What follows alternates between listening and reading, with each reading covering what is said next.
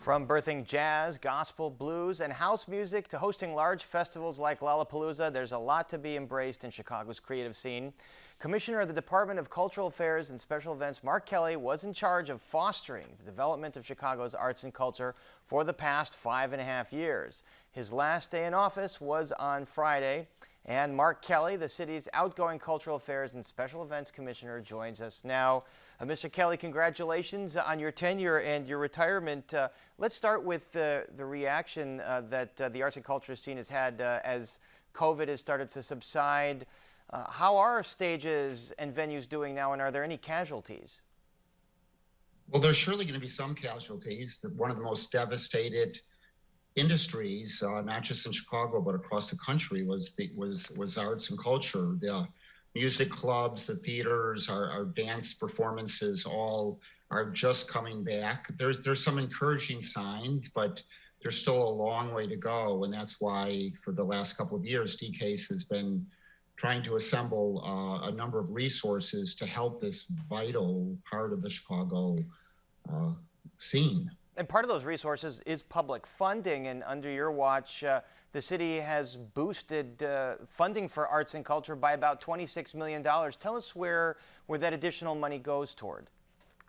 Well, actually, Paris, if you add it all up, it's over $100 million that we've assembled beyond DCASE's annual budget, which is an unprecedented number. But so that includes everything from our cultural grants fund this year was $3 million. Next year, it's going to be $20 million. It'll mean we'll have one of the top cultural grants programs in the city. Our public art funds, back 5 years ago, it was $100,000 a year.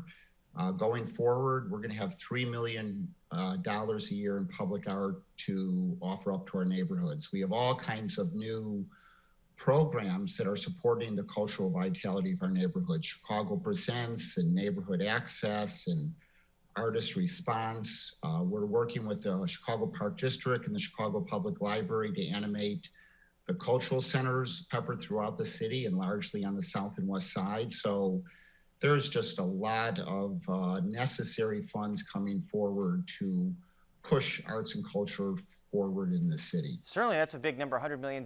Can that number be sustained in the coming years to keep up these investments in these programs?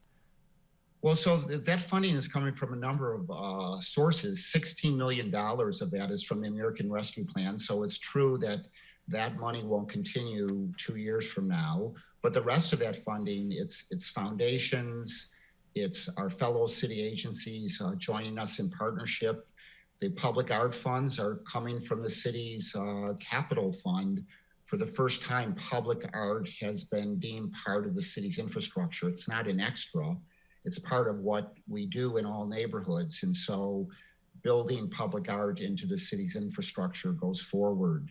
The cultural centers that we're bringing to life, especially on the south and west side, the funding comes from TIF, it comes from the Park District Capital Fund. So there's just a variety of resources that we've brought together. And I would assume that the cultural centers, part of your legacy here, the Chicago Cultural Center downtown, major restoration, other restorations. Talk about why that was so important to you.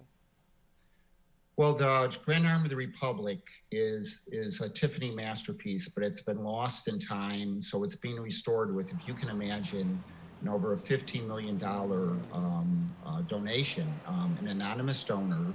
And so we'll restore it as a Tiffany masterpiece, but we'll also restore it as a monument to the defeat of the slaveocracy.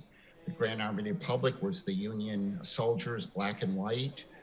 The 31 battles, the major battles that they won, are in the marble in that room. And so it's exciting to bring that room forward.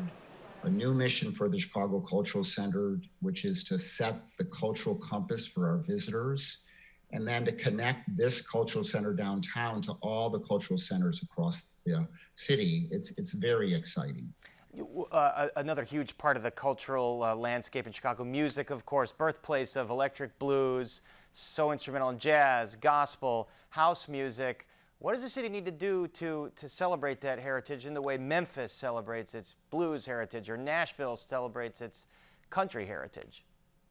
Well, it's a great question, and we've made a heck of a lot of progress in this last 2 years. So this is the year of Chicago music. It was to be 2020, moved it into 2021, brought $5 million forward in support for our musicians and the clubs. And we have the first ever music brand in the city of Chicago, Music in the Key of Chicago. And we're working with Choose Chicago with all our partners to push out the word. Chicago is one of the great music capitals. And if you love music, you come to our clubs, you come to our festivals. But there's not one sound at Chicago, there's the multiplicity of sounds, and that's what makes the city great. And all of that work and the Chicago in Tune Festival, where we're bringing that spotlight to music, that will continue. No doubt about that. A panoply of sounds characterizes Chicago music. So what's next for you, Mark Kelly?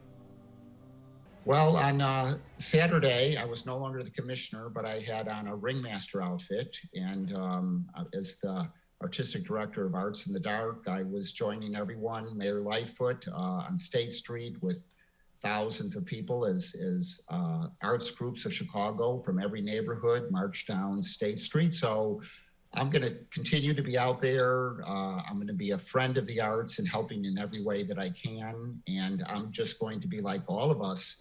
I get to enjoy the power of theater, dance, music, our museums, our public art, our architecture. I get to be another citizen enjoying the glories of something that has been put together by so many people. No doubt we're all lucky to enjoy all of those things here in our fair city. And our thanks to Mark Kelly. Thanks very much and congratulations. Thank you, Paris.